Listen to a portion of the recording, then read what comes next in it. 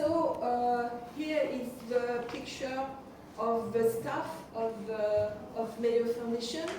We are around 150 people at Mayo Foundation.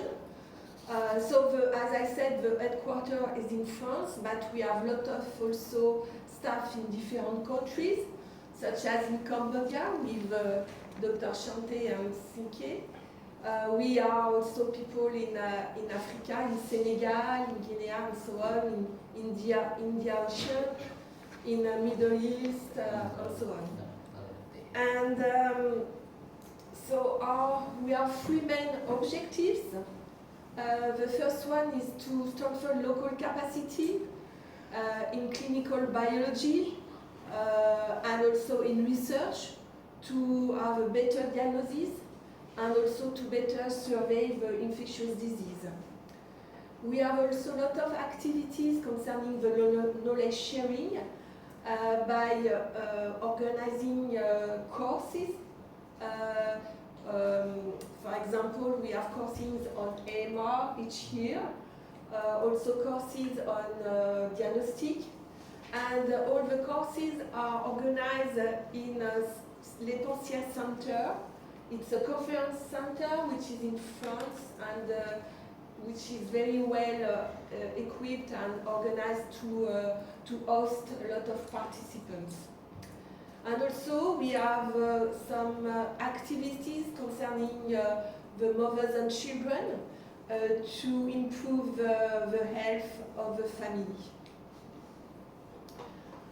So, as I mentioned before, we work on thematics, on topics that have a very high health importance, public health importance. So we work on antimicrobial resistance and on tuberculosis, on acute respiratory infections, and emerging pathogens such as COVID, when it started in 2020. We work now also on we transfer capacity for dengue, for hemorrhagic fever, and so on. So I will say some words on our AMR programs and projects. So we can divide in four main topics program. The first one is to support health authorities for the definition of national AMR policy, of to use in a better way the AMR data, of to advocate according to the results. We have also a lot of strong laboratory capacity project to setting up bacteriology unit in order to better diagnose and also to produce AMR data. And there are a lot of also lab network that has been developed in countries such as Madagascar, I think also in Cambodia with CLAB and so on. So this allows to perform some trainings, on technical trainings, and also to implement quality assurance to improve the quality of the data. We have also a lot of activity concerning AMR surveillance. So first, for the antibiotic stewardship, and it's very important for us to develop bridge between the lab and the clinician in order to take into account the result of the lab to prescribe antibiotics. We have also some activity to support laboratories to glass. And also we have One Health surveillance activities based on the TRISACOL protocol which was developed by WHO. And as I said before, we also organize AMR course which is linked to the objective of the global AMR plan developed by WHO. So one example of a project of the antibiotic resistance surveillance protocol that we named TechZara, it was based on the fact that there is a lack in a lot of countries there is a lack of expertise and also lack of medical microbiologists to make the link with clinicians. That means that for clinicians it's difficult for them to understand the laboratory results. It's difficult to understand the different characteristics of the test and the performance, and sometimes they do not trust very much on the lab results. And the lab results at the end is not used to prescribe and to revise antibiotic therapies. And the surveillance data, when you get from the hospital, can be used to revise antimicrobial use and to perform recommendation on the use, because it's based on the ecology of the hospital and the country. And this can be used for disseminate this recommendation. So Zara, this project, is a standardized data collection tool to collect data, to monitor microbiological data, to the clinical data and the epidemiological data. And this allows to combine all this data, the patient data with laboratory, with epidemiological data, and this allows to better understand the scope of AMR and to improve antibiotic prescribing practices.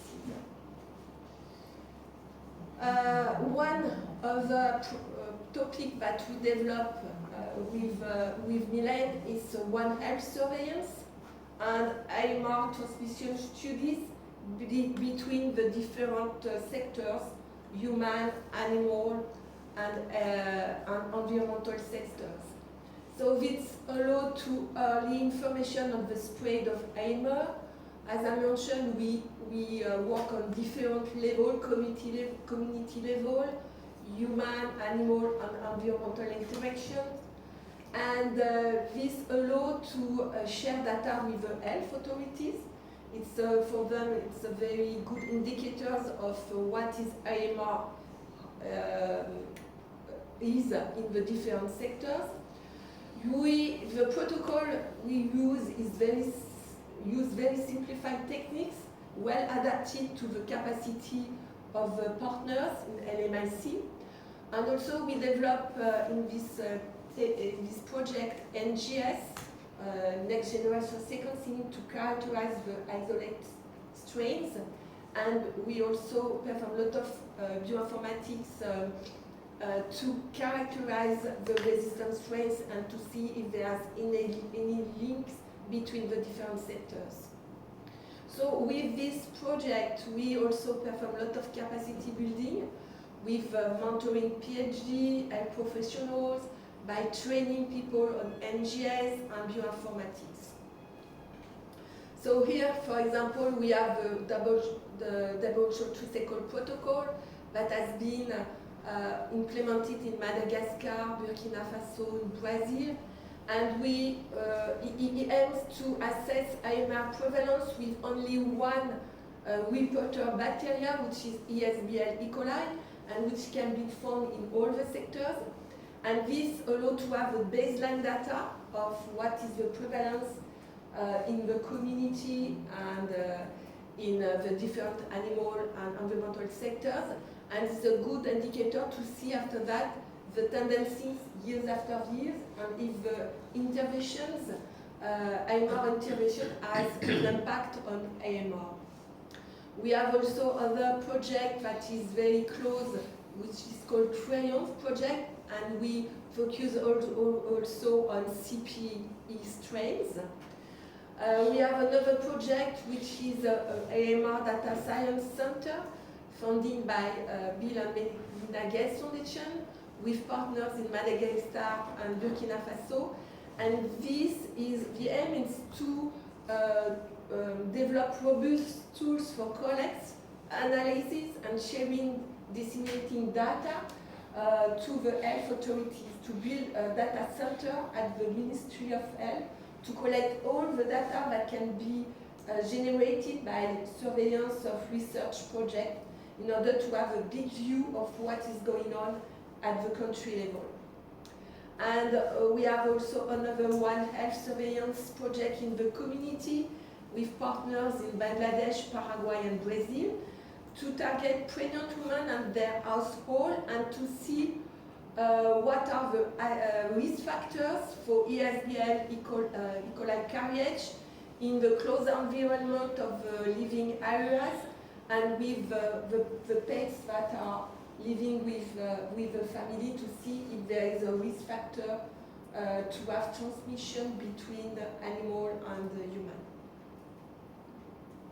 And to finish, we have also a lot of ongoing Fleming Fund projects.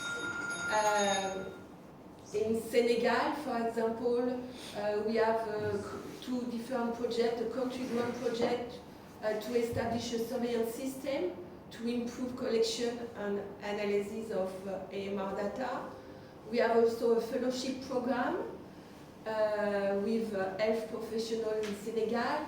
In Laos as well, there is a country grant to reinforce AMR capacity of the human-animal laboratories. And there is also a regional grant that is just started in Africa, which is on the clinical engagement and to establish links between the laboratory and clinicians to improve practices at the clinical care level and also at the national level. And as you can see, in a lot of countries, there is a need to reinforce the links between labs and clinicians. It's something that is very important. And in a lot of countries, there is no links, and the lab results stay in the lab. The clinicians don't use the lab's results, and so it's something that can be improved in the future. So thank you very much for your attention. Yes, thank you. Mấy đại cụ miền Tây thời niên tháng ai